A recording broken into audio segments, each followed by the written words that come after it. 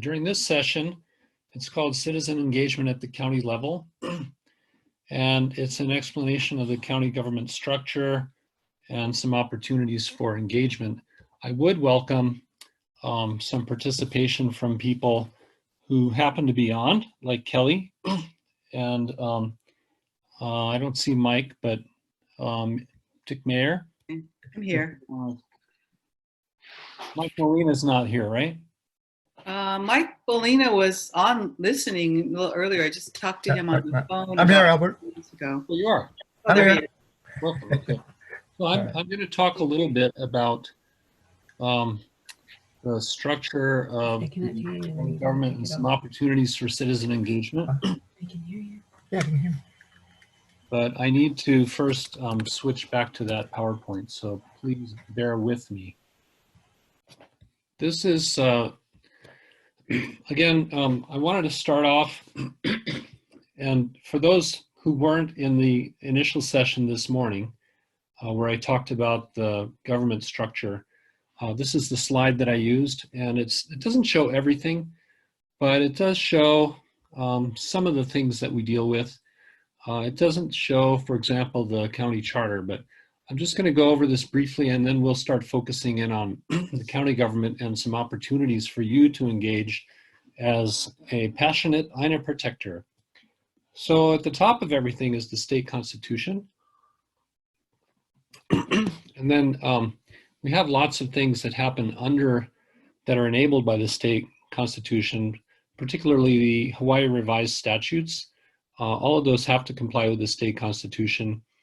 And then we have, the county has its own government structure. The county has its charter, as I said, that's not shown. And then the county's laws that sort of live under the charter are in the Maui County Code. So in terms of what Maui Tomorrow gets involved in is mostly about land use. We do get involved in some policy stuff, but this basic introduction to getting involved is more oriented toward land use. The county has its own Maui County Code, and Title 19, there are different titles of the Maui County Code. Title 19 has to do with the county zoning code. And again, we're not going to get into detail about that, except to mention that the county zoning, according to Chapter 46-4, Section 46-4 of the Hawaii Revised Statutes, the zoning is supposed to be implementing the general plan. In the general plan, the Maui County has several parts of the general plan. We have the countywide policy plans. We have the Maui Island Plan for the island of Maui. And then we have community plans, 6 community plans under the island of Maui that have to comply with the Maui Island Plan. And then we have 3 separate standalone community plans, and they're starting to change the names a little bit to confuse that, but that's basically how it goes. We have the countywide policy plan, we have the Maui Island Plan, we have the community plans, and then comes the zoning, which is supposed to implement the community plans. So there's a clear hierarchy, and I hope that's not too confusing.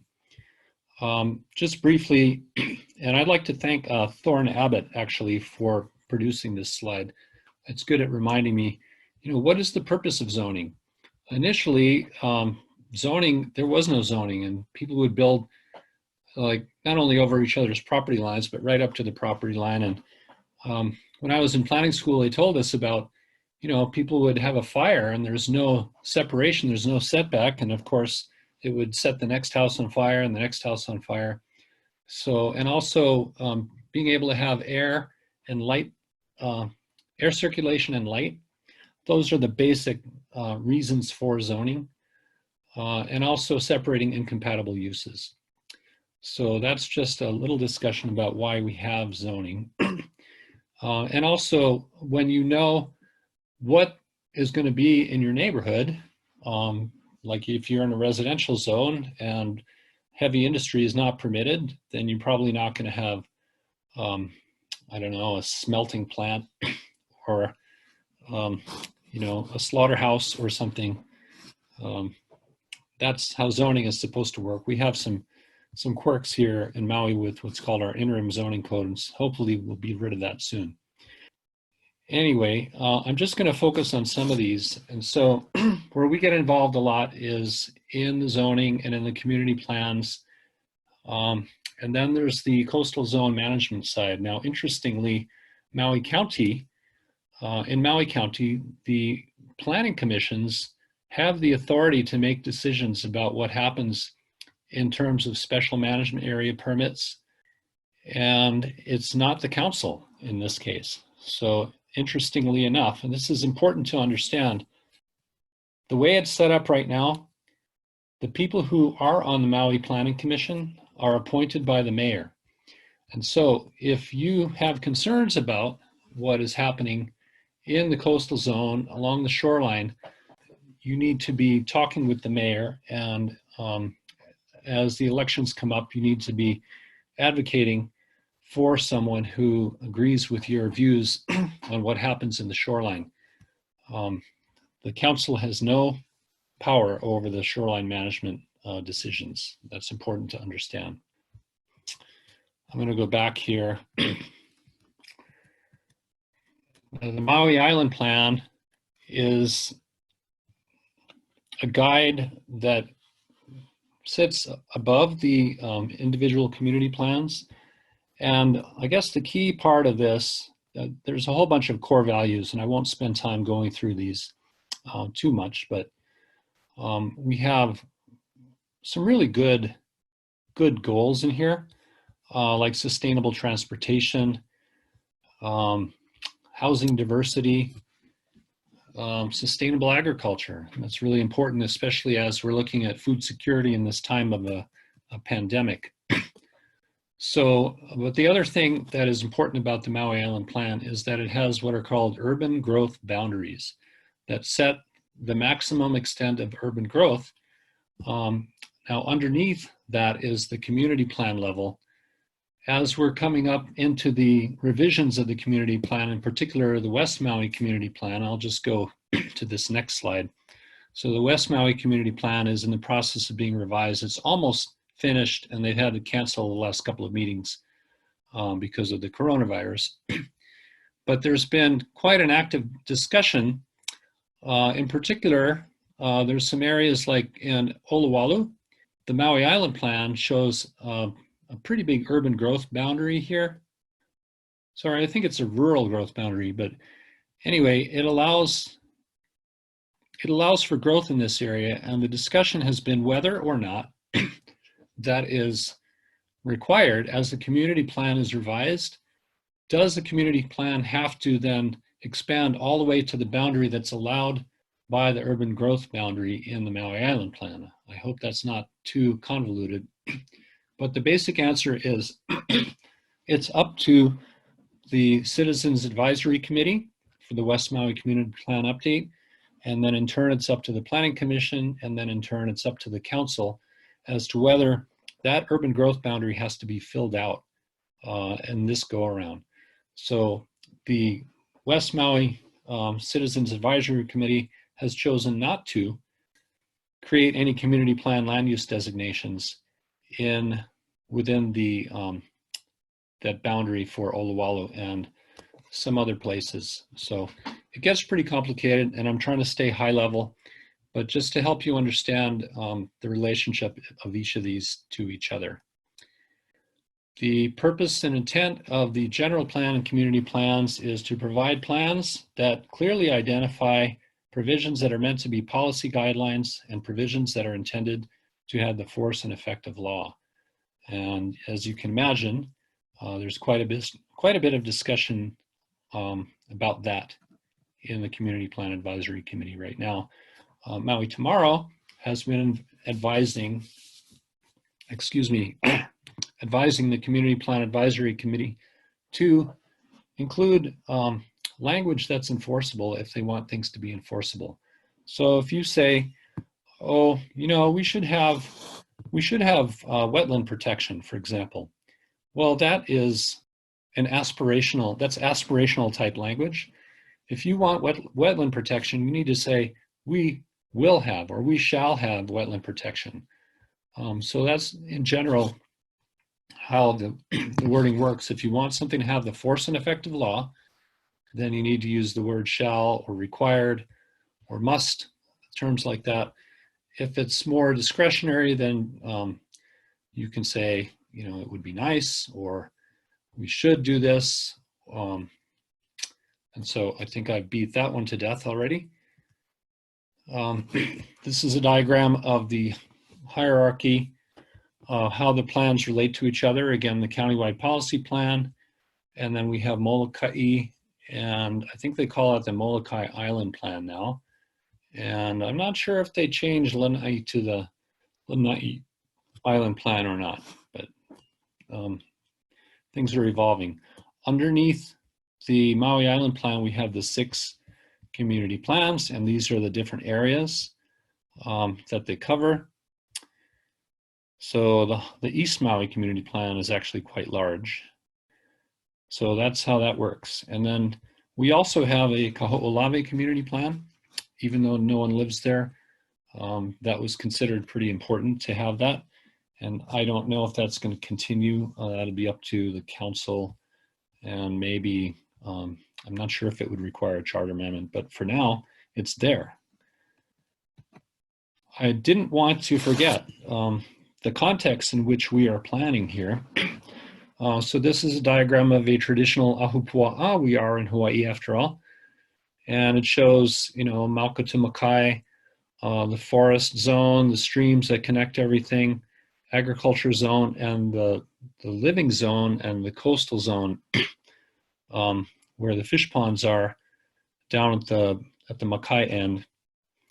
So to the extent that we respect the natural layout of the Aina, we have less problems with the environment. So the Hawaiians were very adapted to not messing up the Aina that they depended on for sustenance.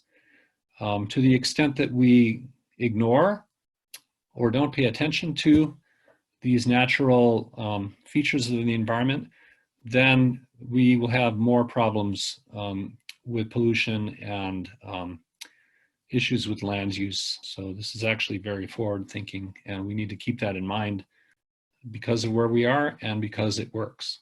So I wanted to see, at this point,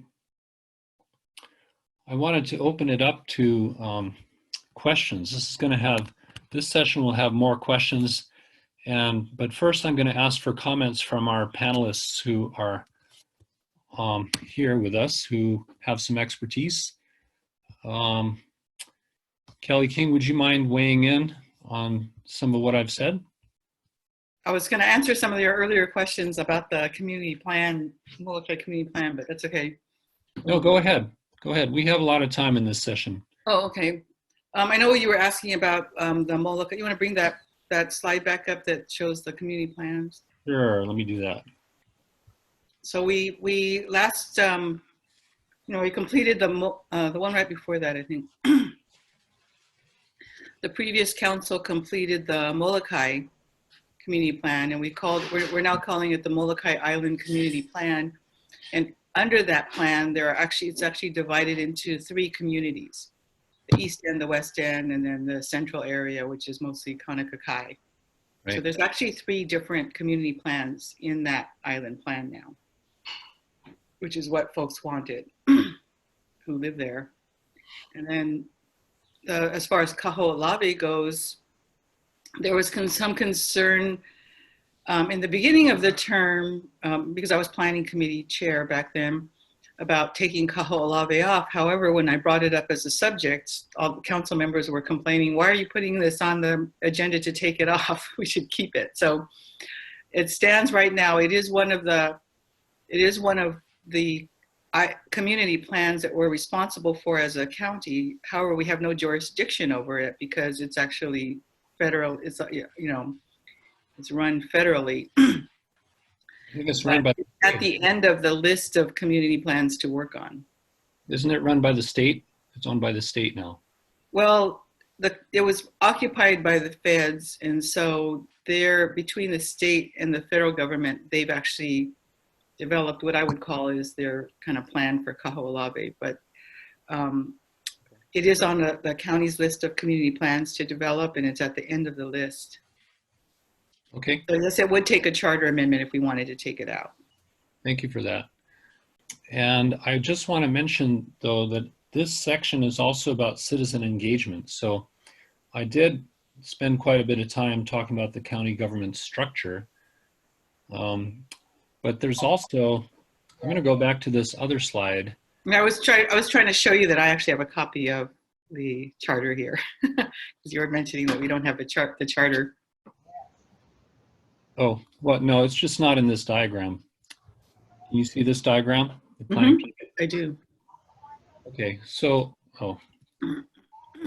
as far as opportunities for engagement at the county level, we have, at the highest level, we have the Maui Island Plan. When that gets revised in a few years, you could apply to be on the General Plan Advisory Committee. And if you're not on the General Plan Advisory Committee, you can still participate in the hearings. The same applies to the community plan level. So currently we're reviewing the West Maui Community Plan, and the people who are on that Community Plan Advisory Committee have already been chosen. But people still have an opportunity to participate and testify, probably remotely at this point, given the coronavirus. Yes, and they did get their deadline extended by a few months. So I guess there was more work to be done. One of the things that happens at these meetings is they try to plan it out, what they're going to do at every meeting. And if they get 4 or 5 hours of testimony, then that takes up the entire meeting. And so the work that they were going to do gets put off to another meeting. So they've had a lot of good participation, but it did push the deadline back because of the holidays and everything. Yeah, well, participation is a good thing. Right. And we like to encourage that. So the next community plan district that's going to be up for review is the Kihei Makena Community Plan. And so if you want to be on that Community Plan Advisory Committee, you need to file an application. My understanding is that the council gets to choose 9 of the members of the committee, and that the mayor gets to choose 4 of them. So how that's actually implemented, maybe Mike or Kelly could address that. Well, it won't be for a while yet, because they still have to go through the community engagement part of that, which they have up to 1.5 years. And I'm hoping that they're not going to take that long. And I'm hoping that they can get started. We actually put money in this current budget for them to hire a consultant to get started on the the stakeholder engagement piece. But to my knowledge, they haven't hired that consultant yet. The RFP was completed and should have gone out, but I don't think we've hired the consultant. It's almost to the end of the fiscal year, so we did lose some time there. But we have to go through the community engagement before we seat the CPAC. So there's a lot of time for people to apply for that. Right, but in the meantime, they can get involved in that community engagement process. And if we get started, yeah, if we get started. I mean, I've been telling the Kihei Community Association, we should just go ahead and start having those conversations right now, with or without the planning department. It's our community, and we can start talking to each other about what we want in our community. Yeah, and that's a very good point, Kelly. There are community associations all over Maui, and there is even an alliance of community associations where the president of each community association, they all go to this meeting once a month. And it's a good place to learn what's going on, and it's a good place to kind of meet other people from other parts of the island.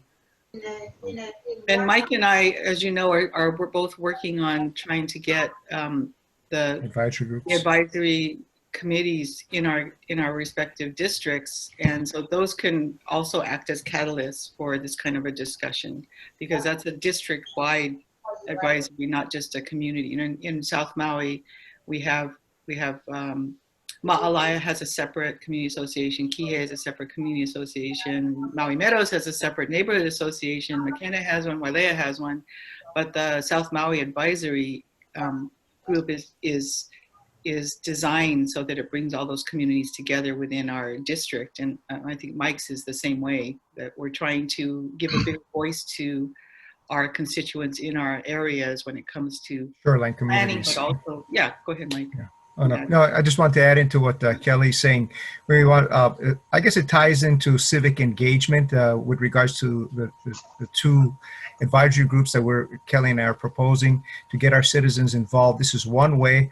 Some people are saying that this is just another layer of bureaucracy, but we look at it differently. It's all about doing more outreach to the community so they can share their input in Manao as it relates to our shoreline communities. Kelly, of course, with South Maui, and of course, I've got the North Shore with Paia and Haiku, two of the very fastest growing districts in the county. So I think it becomes even more imperative that we do whatever it takes to get more civic engagement. And this is one outlet, or one form of outreach to the community by forming these advisory groups. Hana currently has an advisory group, so why not Paia, Haiku, and South Maui? Right. I agree. And also, I look at it as more of a clearinghouse rather than an extra layer, because if you're going to do a project in South Maui at the south end of Kihei, you would have to go to the McKenna Community Association, the Maui Meadows. You probably have to go to the KCA. If we could have one place, an advisory committee where they could go and they could have, and everybody could, everybody from those areas could come and give their input, that actually saves time. So I think that, and I think the same thing for Mike, because you don't necessarily have a Paia Community Association. Haiku has a strong one, but so this would encompass the whole district. Okay, and this is a good discussion. So that's one way that you can get involved. And I'd also like to just say that after the community plan is all wrapped up, the Community Plan Advisory Committee has finished its work. The Planning Commission has reviewed it, the council has reviewed it, and the mayor has signed off on it. You as a citizen then still can be involved in making sure that that thing is enforced. And that is often the biggest challenge, because we have people, and I call it the development entitlement industry. So I'm just gonna get on a little soapbox here just for a minute. But there's an industry here on Maui. The business is overturning the community plan. And so the way that you make money doing that is you buy typically agricultural land for very cheap, and then you hire a savvy consultant who has the right connections. And then you go in and you try to get the zoning changed, you get the community plan changed, maybe you can go for a 201H exemption, and then you can make a killing. Really, you can make a lot of money if you get all the approvals. And that, to me, is just violating the spirit of the community plan, unless there's a very, very good reason. And that's why we've been working to try to educate the people who are on the community plan advisory committees about the power that they do have to make the language. So there's the map that has the land use designations, and then there's the text of the plan. The text of the plan can be tightened up and made much stronger by using the word should, require, shall, things like that.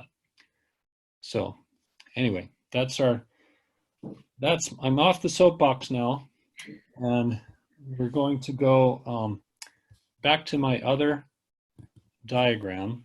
The county zoning, if there are any changes that are proposed to ordinances, the laws of the county, the Maui County Code, those have to go through the county council. And so depending on the type, and correct me if I'm wrong here, as I've said, my knowledge of the county process is not as good as my knowledge of the state legislative process, but I think that there are some situations in which a proposal like a change in zoning has to go to the Planning Commission first for review, and then the recommendation goes to the council. There are other ordinances that the council is just changing directly, and I would think that maybe the sand mining ordinance might be a good example of that. I don't know if that has to go through the Planning Commission or not, but regardless, there are ways to check. The Maui Planning Commission, if you type in a search, if you search for Maui Planning Commission, you'll come up with the page right away, the Maui Planning Commission webpage, and you can scroll down and choose agendas. And that is something that you can check. Every couple of weeks they have a meeting. You can see what's coming up and just keep abreast of what's going on. The same thing you can do with the Maui County calendar, and you can see all of the hearings that are coming up for the Maui County Council. I just do a search for Maui Legistar, Legistar, and that's how I find out what's going on. The committee meetings, the agendas are posted, and also if you click on the detail tab, you can see all of the testimony that's been submitted for a particular issue, and you can keep tabs on what's going on that way. I'm going to ask my council members who are on the line here, there is another way to see those agendas and the testimony that's been submitted, all the items that's not Legistar, and sometimes it's more complete. Would you like to address that for me? You want to go, Mike? Or? I go. I'll yield to you on that one. This is more Albert. Can you give us a little more specifics as far as other ways the public can get access to agendas? Some way by going through mauicounty.gov. Because it happened before to me where I've looked on Legistar and I didn't see something, and then I was told that that is not the required place for it to be. Yeah, that's correct. That's what I was told too, because I followed up on that issue that after I heard from you.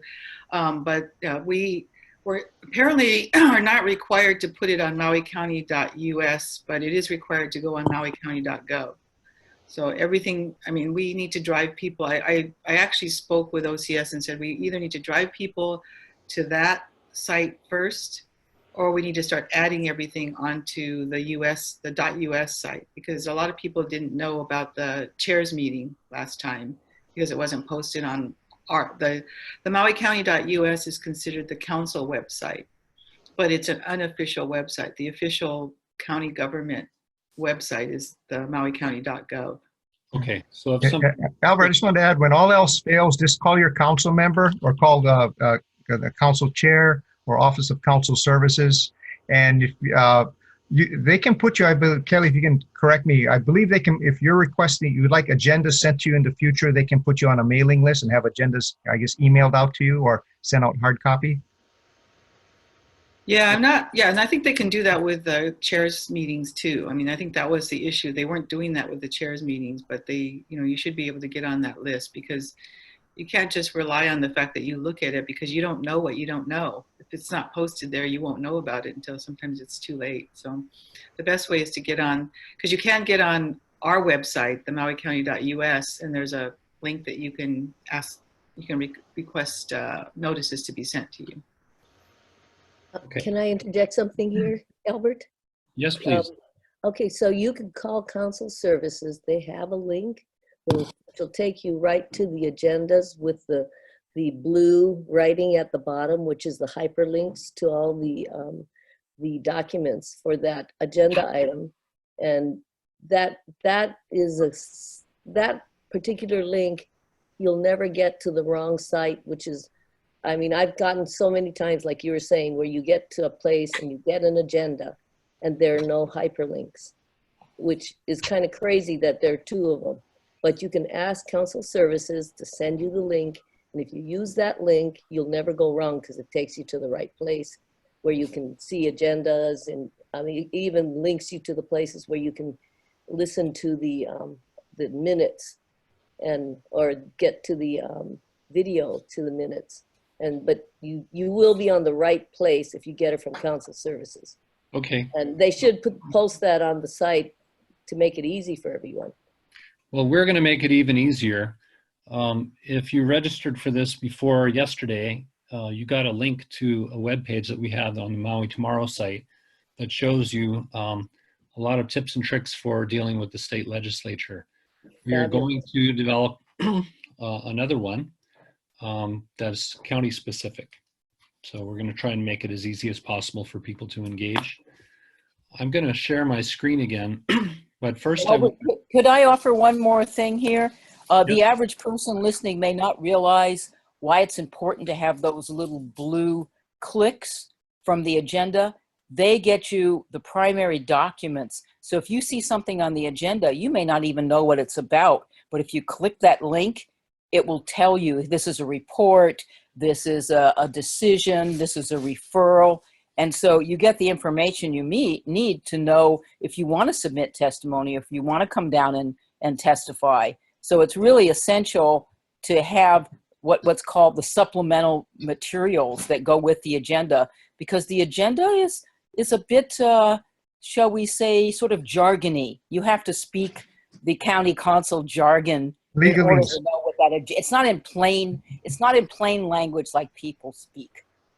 Yeah. Mike's going to try to decipher that for you a little bit in the next session. Albert, I think I'll do my best.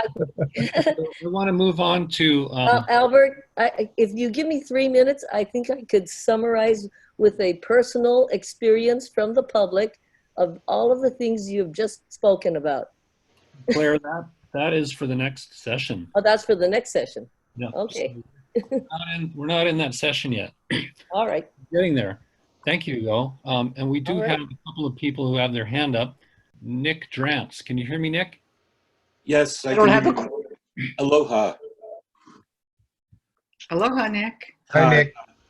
I had a couple of questions at this point now. The island plan and countywide plans, it seems like they're not being followed. And I had a prior question about if those were enacted by ordinance, to what extent do they have the force and effect of law? I understand that portions of that answer relate to how the thing is written, but my main question is, it seems like they're not being followed, core principles and value statements. And, I wonder, how is that and what can we do about it? Well, do you want me to address that, Albert? Please. Okay. I'm glad you brought that up. I was going to talk about it in my presentation a little bit, but this is really a pressing point for me, because when I first decided to run for council, I thought, well, if we could all get to a place where we agree on what our values are and what the vision is, that would be a starting point. And then people told me we already have that. Nobody knows about it. It's called the Countywide Policy Plan, and it is in an ordinance, but there are a lot of laws and rules and regulations that are in ordinance too, and the only way to force the decision makers who are, in your opinion, violating these values and the objectives is in November at the ballot box. There's no way to. There's no consequence to voting against them. Just like there's no consequence for some of the other violations in the charter, like we're already in violation of the charter mandate that says that we have to review community plans every 10 years. It's been 20 years since we reviewed Kihei the last time, and it'll probably be longer for Mike's district by the time we get there. So there are a lot of things that we're not following in the charter, and a lot of that has to do with who you vote in on the council and who you vote in the administration as mayor. So there's nobody who's going to come and arrest us if we don't vote the way that people interpret the policy plan. My intent to put those values and those objectives on the walls of the chamber so that we would be looking at them all the time kind of got foiled. So we don't, I don't know how many people actually look at them every day or frequently, but that's really something that has to come from the electorate, holding us responsible for those, for the decisions falling in line with that part of our ordinance. So that's my feeling on that, is that I try as hard as I can. They're really important to me, and that should be a major question in this next, if we have any candidate forums. It looks like they may all be by Zoom, but I think that's an important question to ask every single candidate for every position in the county. Okay. If I could add my take on Nicholas's question, yeah, it's been a long-standing issue over the years, a debate between force and effect of law, community plans versus proposed land use changes. So it's all subject to interpretation, and you talk to one attorney, they have this view of it, another attorney has another, and honestly, I don't know. I would tend to think, just as a citizen, community plan should take precedence, but then you have a process where you can change what was already said in the community plan. So I'm not sure what the proper methodology is to use to try and resolve this long-standing issue, but I guess you have to decide individually on your lawmakers. If they make a decision that that you believe circumvents the law in your mind, then you do what Kelly said is accordingly. You take your position to the ballot box come the election, because everybody's going to have a different view on this whole matter. So that's my take on it. But good question. Well, and I think also, just if I can add on the community plan issue, is there's also a question of should we be making decisions when we have a 20-year-old community plan? If we're using the community plan to make decisions, and it's 20 years later, it's a very different community than we were 20 years ago, at least in South Maui. And so one of my pleas has been, let's stop approving these major changes and major developments until we get to the community plan review. And, of course, I've had some votes go against me in my district because of that. But again, that's what,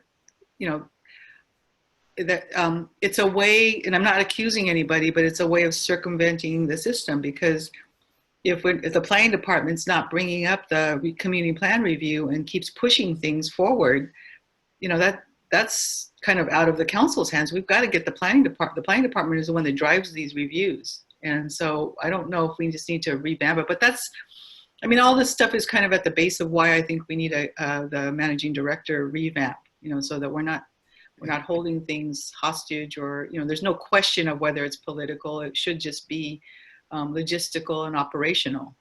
Okay, Kelly, we are right up on a break. I just want to mention quickly the point that Mike raised about the ambiguity in the plan, and one lawyer has one opinion, another has another opinion. I think that is exactly why, as we do these community plan updates, we need to be making the language less ambiguous. Well, that's true, but you also need to ask your council members how they feel about it, because if the ultimate decision is up to council members to accept these community plans. That's right.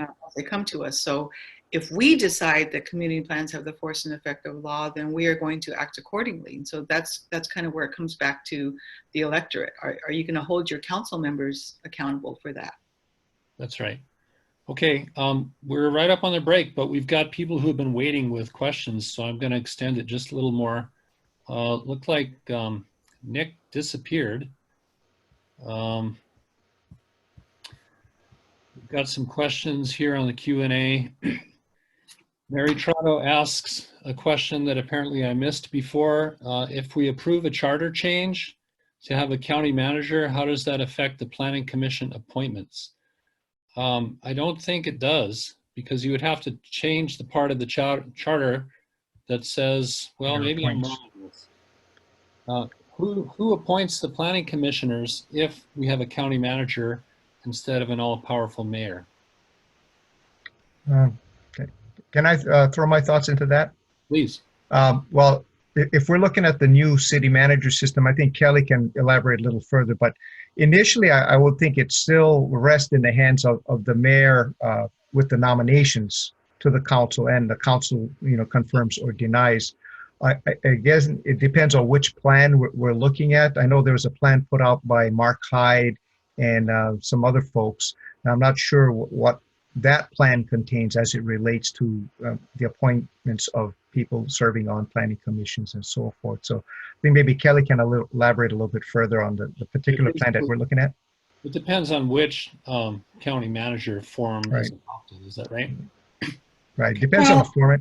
Well, You know, I think the issue is that I'm sorry, I'm trying to double task here, but I think the issue is that we want the county manager proposal is seeking to create a system where everything's more transparent and operational, and the appointment of certain boards and commissions has been largely throughout the years political.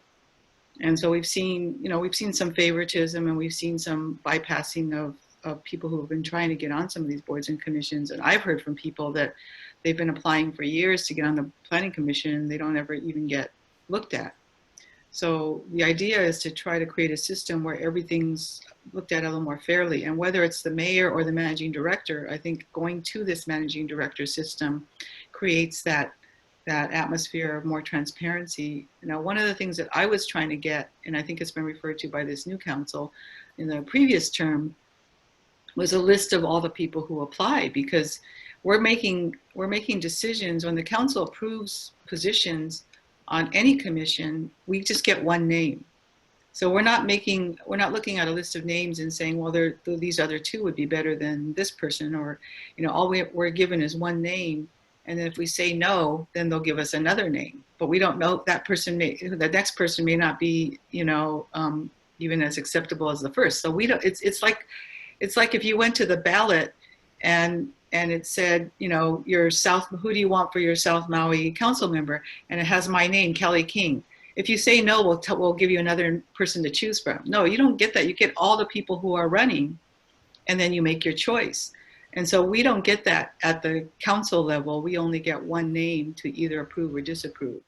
And that's something that I'm hoping that we could work more collaboratively on, because I requested last term to actually get the full list. And I was told by the mayor, no, that's not going to happen. You're not going to get that list.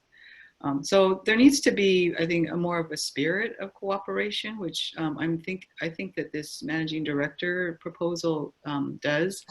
Will get us working together more closely. I mean, I don't feel like there's been a lot of collaboration, you know, between the council and this mayor either. So, you know, I think it's this attitude of, you know, what we're going to give you and what we aren't going to give you, other than what does everybody need to know to make a good decision. If I could add into what Kelly's stating, I was on the other side of the fence last term. I worked for the previous administration as an executive assistant that oversaw the boards and commissions for the mayor. Currently, it is the privilege of the mayor to share the names of other applicants. I think the only way you could change that is maybe a charter amendment, you know, requiring the executive branch or administration to make the names of applicants public. There was some pros and cons to it. Some people have stated that if you share the names of applicants, then there may be some backlash from the public saying that, oh, Joe so-and-so, even though he has not been nominated by the mayor, is not qualified to serve. And it may potentially serve as a deterrent for people serving on our boards and commissions. So there are a lot of good arguments back and forth on it. But I think the remedy to this is maybe possibly a charter change requiring the mayor or the administration to share the names of all applicants for all of our boards and commissions. And that way it would satisfy the need of council, if it is their preference, to see the names of all applicants for our various boards and commissions, especially the very high profile and critical ones like the Planning Commission, Police Commission, and so forth. It's a very interesting discussion. We're going to have to move on. We've got like 5 more questions here. Some of them are going to take a little bit to answer, and I'm going to try and do a written answer. And I think, just looking at the 5, I'm going to answer this one for Mark Sheehan right now. What do council members say is best to influence the planning process?